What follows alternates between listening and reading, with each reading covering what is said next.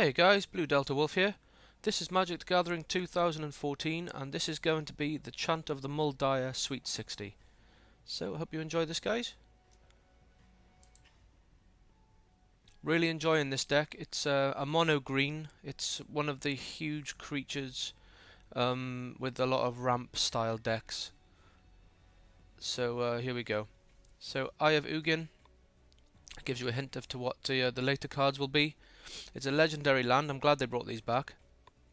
And all the Eldrazi spells you cast cost 2 less to cast.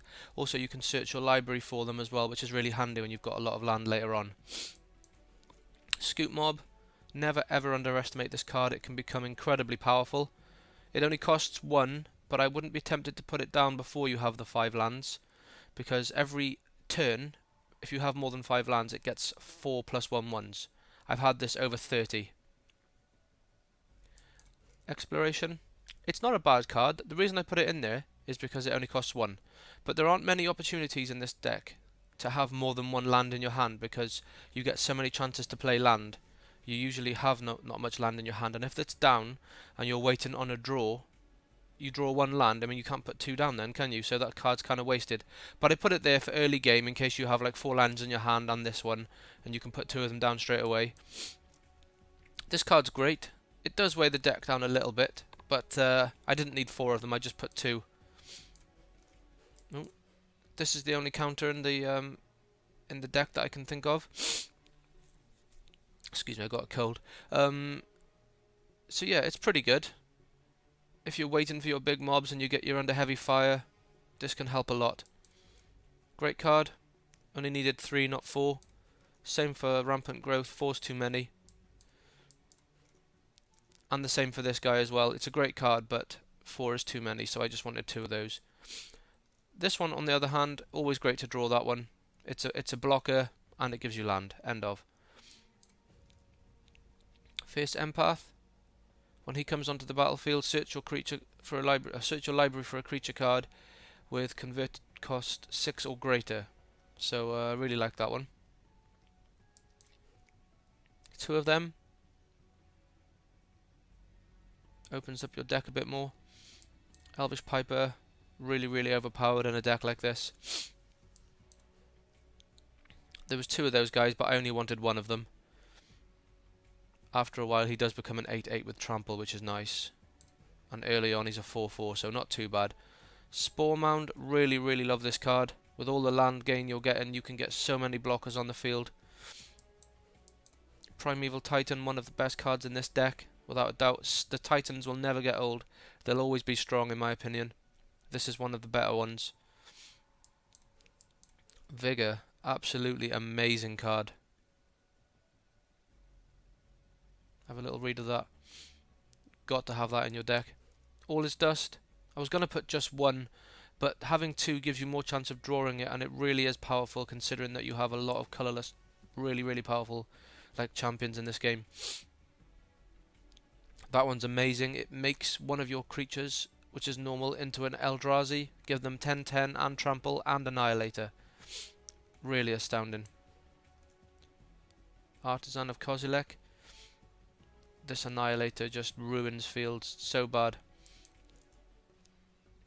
Annihilator 3 can't be blocked except by 3 or more creatures. And the final one, which has an awesome animation on it, but you can't see it right now. It That Betrays. What a name. Whenever an opponent sacrifices a non-token permanent, that card comes into the field under your control.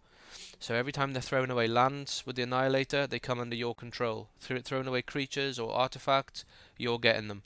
The only time they can avoid this is if they destroy tokens, but that's fine, because destroying tokens is good too. So they're the cards that made it, guys. 21 creatures, 15 other, 24 land, including the Eye. So I didn't put too many lands in here because you're getting land whenever you want, so you don't really need to have a high ratio of land. You could even put it down to 22 or 21 if you want to be risky, but I stuck with 23, so see how that goes. It's working well for me so far. Took out Vengevine. I don't often play 2 creatures in 1 turn, so didn't need it. Just needed 1 of them. Green Sun Zenith, it's a fantastic card, but I don't need it in this deck. I've drawn it once and I've done well without it, so I just took it out. Same for this guy. He only costs 2, but you end up waiting till much later on, and by that time you usually got better creatures to play anyway, so I didn't really need that one. Don't like helping the enemy, so forget that one. Only needed 2 of them. Into the Wilds is not bad, but there are cards that do that job for cheaper, so took it out. Plough Under, don't see the point in that. I wouldn't pay 5 for that. Same for Summoning Trap, wouldn't pay 6 for that. Too situational. Tooth and Nail, I don't really know what Entwine does. If I can look into it a bit more and find out what that does, then maybe I'll keep this one in. But it's very expensive. And I have Elvish Piper to put high level cards on my deck for cheap, so I don't really know if that's worth it. Let me know, guys, if Tooth and Nail is a good card. I haven't had a chance to play with it, so I left it out. Terastodon, not really keen on that card, to be honest. It's good for destroying enemy lands, but then they get 3/3 green elephant tokens, or you have to destroy your own lands for the same. It's not really worth it for me. I needed one of them. Palaka Worm, it's expensive and I have better cards. Gaining life isn't really for me in this deck. Needed one of them. As you know, I needed 2 of them and 1 of them. As I said, I don't want life gain in this deck, so I took that out. It just weighs it down. And Ulamog's Crusher, it's 8 for 8 with Annihilator. Right, okay, it's a good card, but it doesn't have Trample, so they can just block it with little 1/1s, and you have no blocker then. So it's I've used that, and it's messed me up more than it's helped me, so I took it out in the end. So there you go, guys. That's Chant of the Mul Daya. That's my Sweet 60. I hope you liked the way I did it. If you think that I've done it wrong, or you think that you have a better way, let me know in the comments section.